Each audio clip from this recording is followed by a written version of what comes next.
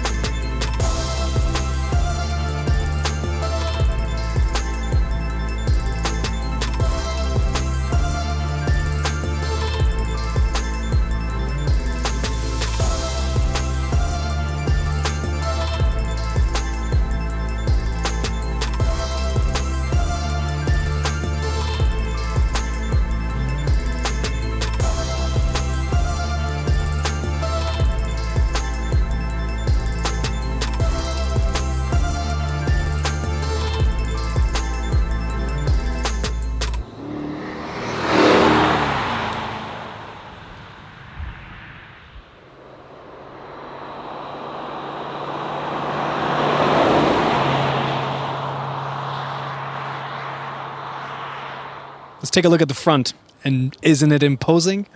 First thing you'll notice is, of course, the Maybach grille, which has these very long vertical slats. They taper towards the bottom. At the top, it's almost like an oar shape. Of course, it's a little bit plasticky, but it has to be. I mean, it has to meet pedestrian regulations, crash norms.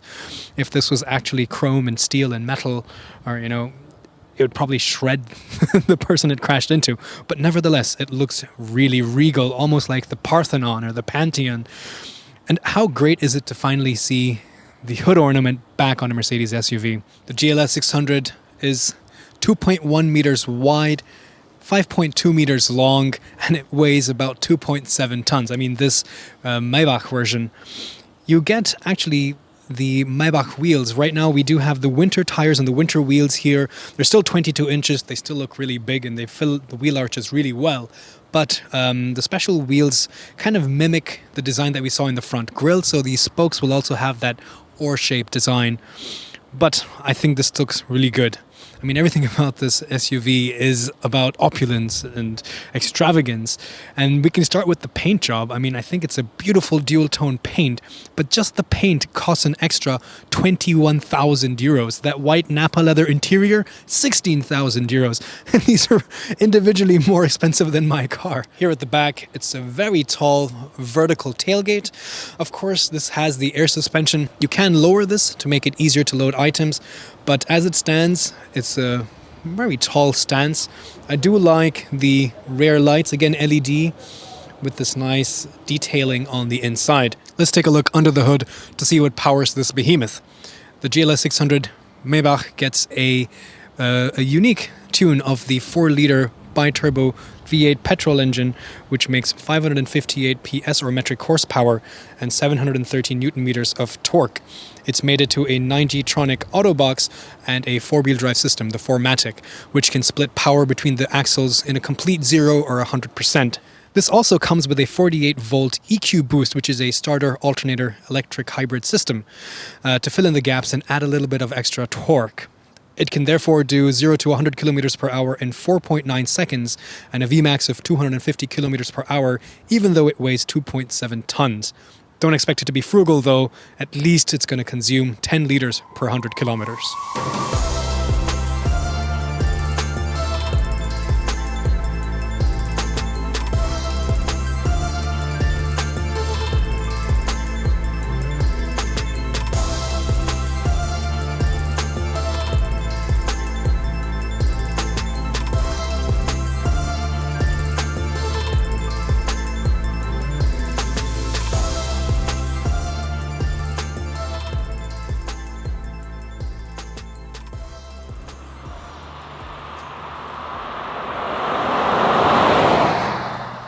The seats have that brown piping. They also are perforated. So again, because of the ventilation, it really helps. Really soft and plush. Thick carpets as well. And if we look near the foot pedals, we also have the metal Maybach logos on the pedals. Getting inside is really easy. Again, thanks to this floorboard, you just ever so gracefully step into your yacht. And yeah, immediately you feel like you own the world. At least that's how I feel.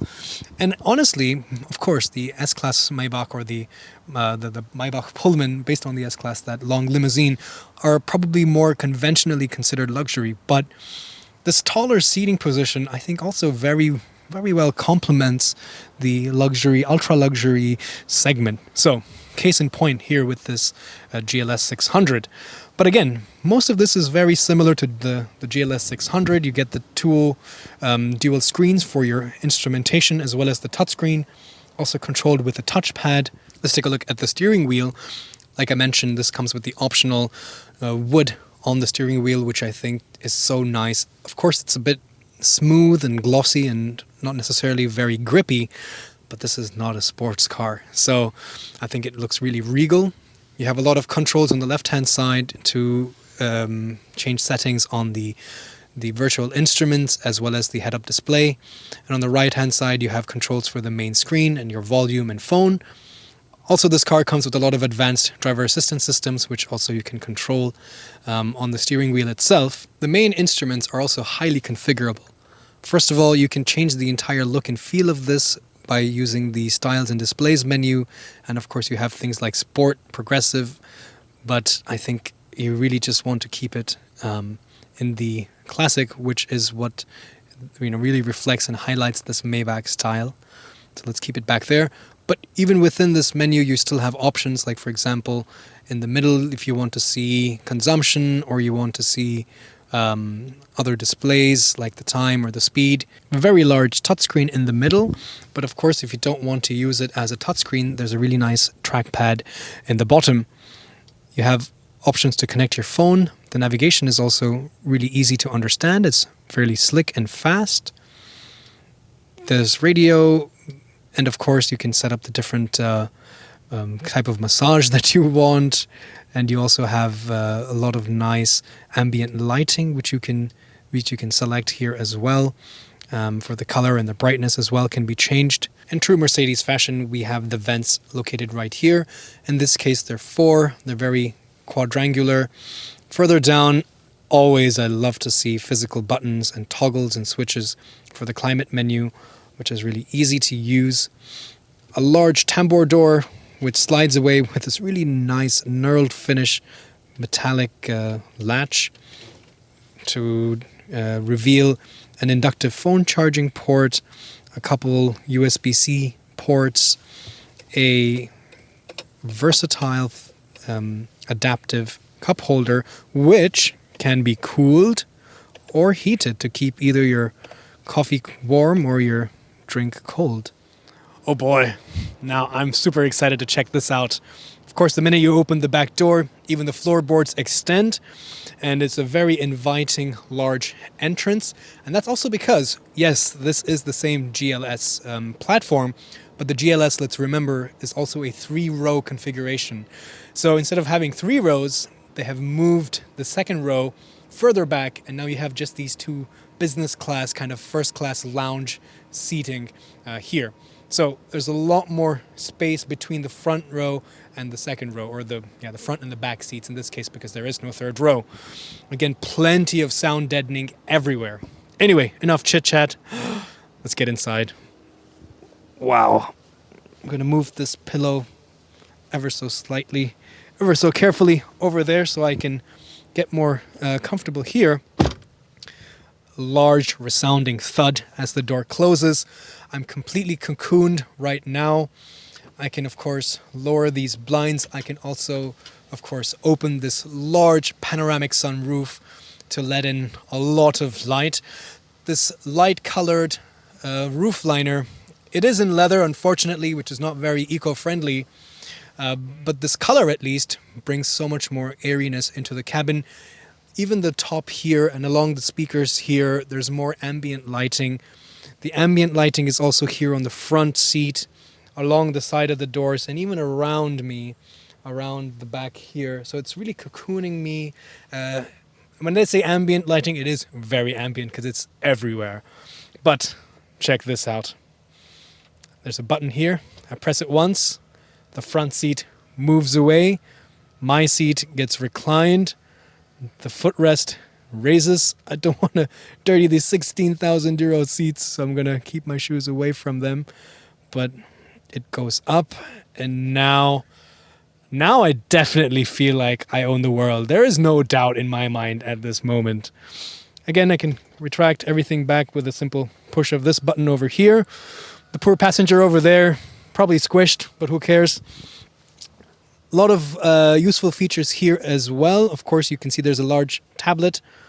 I can push this button because, of course, why would you lift a tablet? I mean, there's a button here to lift it for you. Then you can use this. This controls a lot of things here in the back seat. For example, the climate control, because I'm too lazy to reach down there to change the climate. This obviously has 4 zones, so each passenger gets their own completely independent air conditioning climate zone. There's a lot of other things I can set, like, for example, the navigation itself, or change the menus. Of course, I have 2 large screens here as well, touch screens as well to watch media. And down here, I have a inductive phone charging port. I have a couple USB-C ports on either side.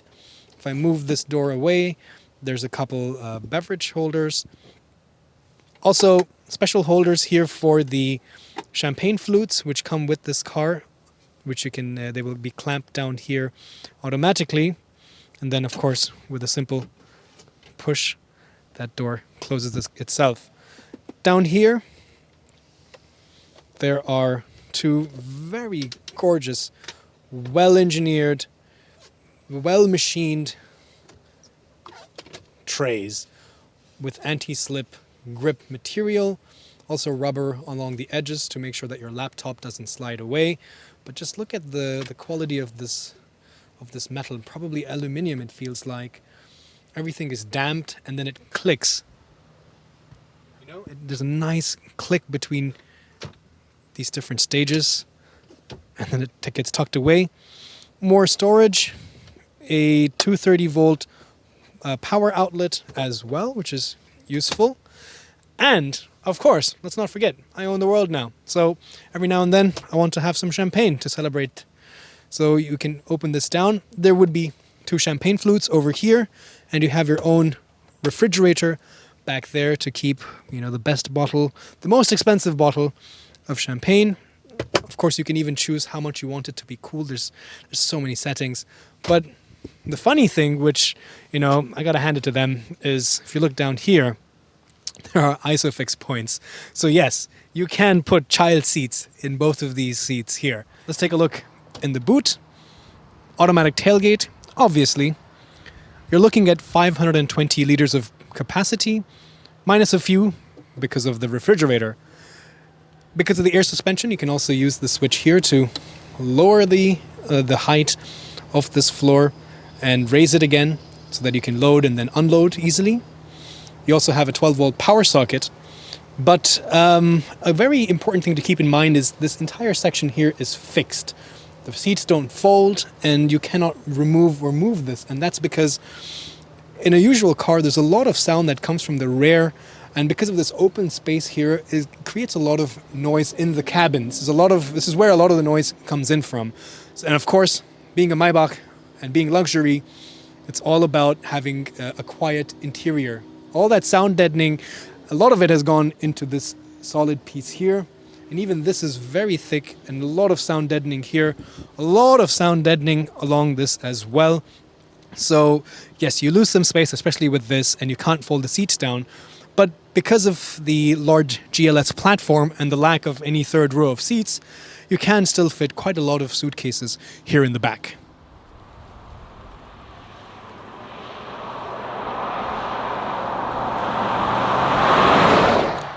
All right, let's start off our drive here on the Autobahn.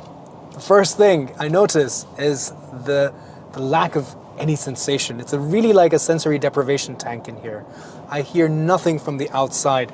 Double glazing, the immense amount of sound deadening, it just disconnects you completely from the outside world. Even this big engine is barely audible. It's barely ticking over at just over 1,000 RPM, just wafting along effortlessly. That suspension is also doing a phenomenal job. Again, it's scanning the road up ahead in the front. I have it, of course, in the Maybach mode. So what it's doing is it's trying to optimize the suspension and the height itself preemptively before I come to that part of the surface of the road to maintain a completely steady and stable ride here for the cabin. And it's really disconcerting because I don't feel anything of what's happening on the road. It's completely a disconnect.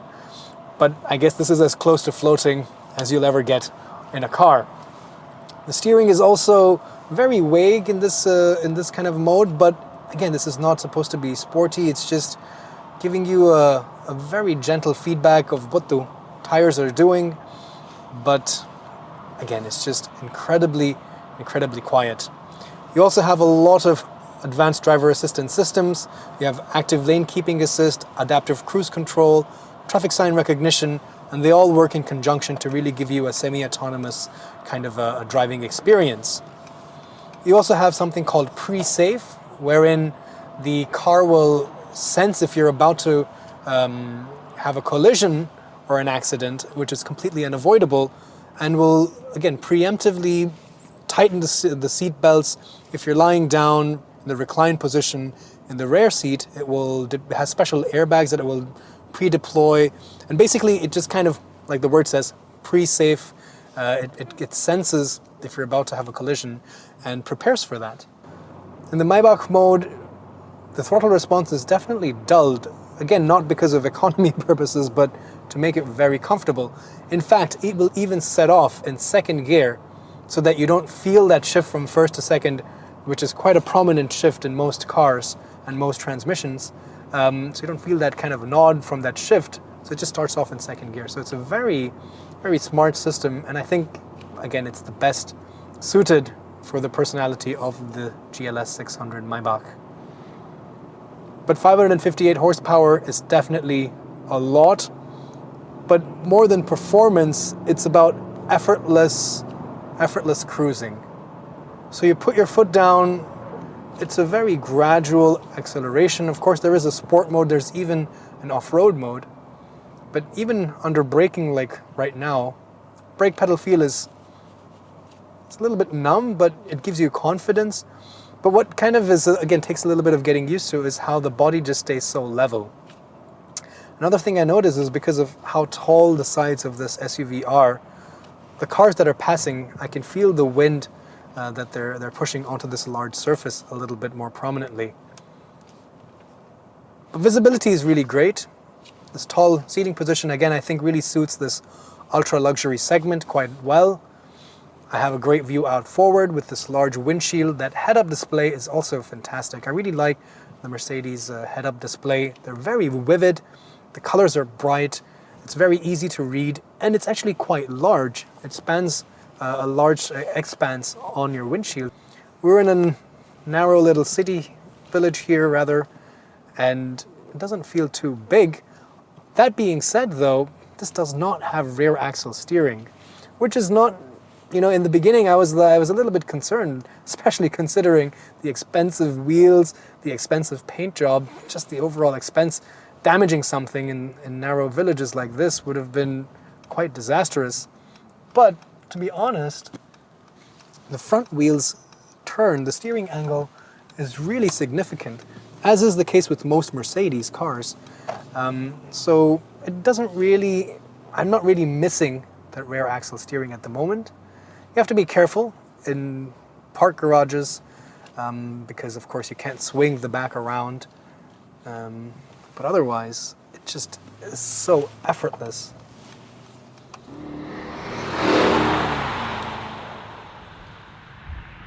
Let's summarize today's episode of the Mercedes Maybach GLS 600. Prices start at around 180,000 euros, but as we talked about, once you start adding options, you're easily looking at numbers on around 250,000 euros. That's quite a lot of money, but it still does undercut some of its competitors, especially the Rolls-Royce Cullinan.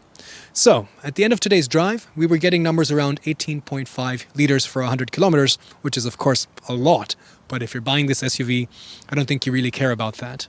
There's a lot to love with the new Maybach. I like the interior. The back seat is where the Maybach really comes to life in this GLS platform. Ultimately, if you have this kind of money and you want this ultra luxury SUV, you don't really have to stretch for the Rolls-Royce. This does almost everything that you would require, and it looks fantastic too. Let me know what you think. Put it down in the comments below. Thanks for watching, and I'll see you guys next time.